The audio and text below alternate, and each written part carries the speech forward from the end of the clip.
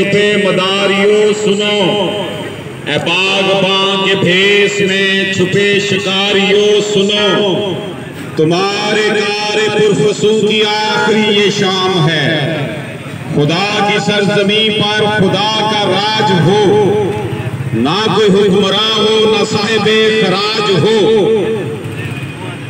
نبی پاک صلی اللہ علیہ وآلہ وسلم کے حکم سے، اللہ پاک کے حکم سے بننے والی یہ مملکت اسلامی جمہوریہ پاکستان اس لیے بنائی گئی تھی، اور حضرت قائد اعظم رحمت اللہ علیہ نے کہا تھا کہ ہمارے پاس آئین جو ہے وہ قرآن پاک کی صورت میں پہلے سے موجود ہے۔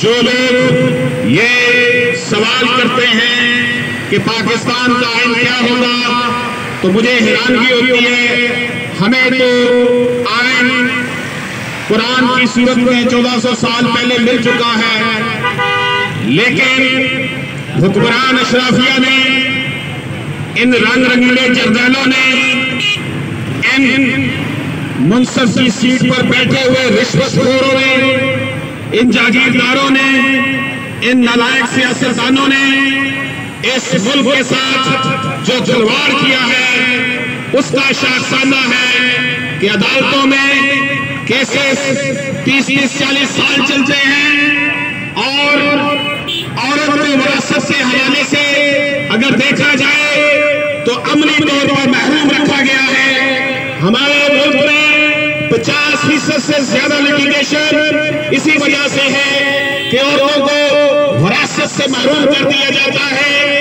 عورت، بیٹی، بہن، جو کہ نبی پاک صلی اللہ علیہ وآلہ وسلم نے جس کو رحمت قرار دیا، اس رحمت کا سب سے بڑا دشمن اس کے گھر میں موجود اس کا باپ اور بھائی بن جاتا ہے۔ ایسا کیوں ہوتا ہے کہ وراثت جو ہے ان کو نہیں دی جاتی بلکہ بیٹوں کے نام کر دی جاتی ہے؟ اس کے لیے تملیک، ہبہ اور دستبرداری اور بے جیسے ہتھ کنڈے استعمال کیے جاتے ہیں۔ کیا ہماری حکمران اشراف کو ہمارے عدالتی نظام کے جو اس وقت سرکردہ افراد ہیں ان کو نظر نہیں آتا کہ اس وقت پاکستان میں عملاً جو ہے جو نظام انصاف ہے وہ کفر کا نظام بن چکا ہے؟ لوگ عدالتوں میں انصاف کے لیے آنے سے ڈرتے ہیں، اور اس معاشرے میں خواتین کے لیے جو لوگ آواز اٹھا رہے ہیں وہ پھر میرا جسم میری مرضی کے نعرے لگاتے ہوئے ناچتے نظر آتے ہیں۔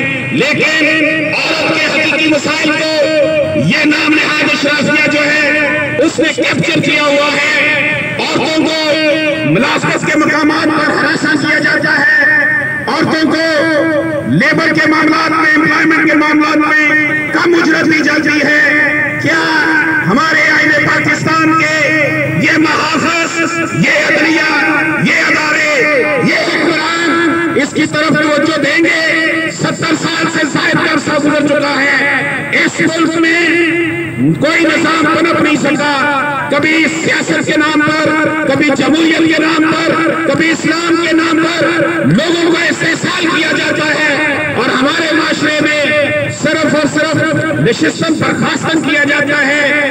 وہ اسلامی نظام اگر نافذ ہو جاتا جس کا وعدہ کیا گیا تھا تو یقین جانیے مشرقی پاکستان ہم سے علیحدہ نہ ہوتا۔ لیکن افسوس کی بات ہے کہ ہمارے حکمران اس وقت بھی یہود و نصارہ کے ایجنٹ بنے ہوئے ہیں، اور عوام حقیقی معاشی اور سماجی انصاف سے محروم ہیں۔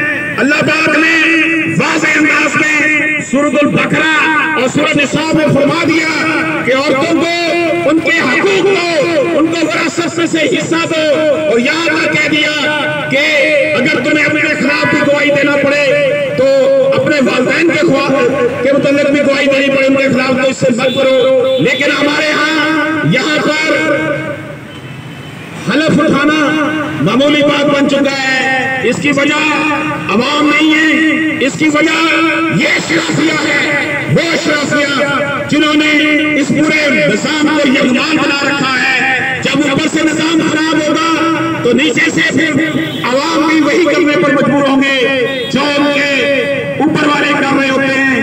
اس لیے میں یہ کہنے میں حق بجانب ہوں کہ اس کھلے جھوٹ کو، ذہن کی لوٹ کو، اس کھلے جھوٹ کو، ذہن کی لوٹ کو میں نہیں مانتا۔ اللہ پاک اس ملک میں وہ نظام لائے جس کے لیے یہ ملک حاصل کیا گیا تھا، نہ کہ یہ نظام لوٹ کھسوٹ کا نظام جس میں 90% عوام کو، 99% عوام کو اس اشرافیہ نے جگمال بنا رکھا ہے۔ لوگ اپنے معاشی اور اپنے سماجی انصاف کے لیے مارے پھر رہے ہیں، اور حکمران اشرافیہ جو ہے وہ اپنے کھیل کھیل رہی ہے۔ اللہ پاک ہم سب کا حامی ناصر ہو۔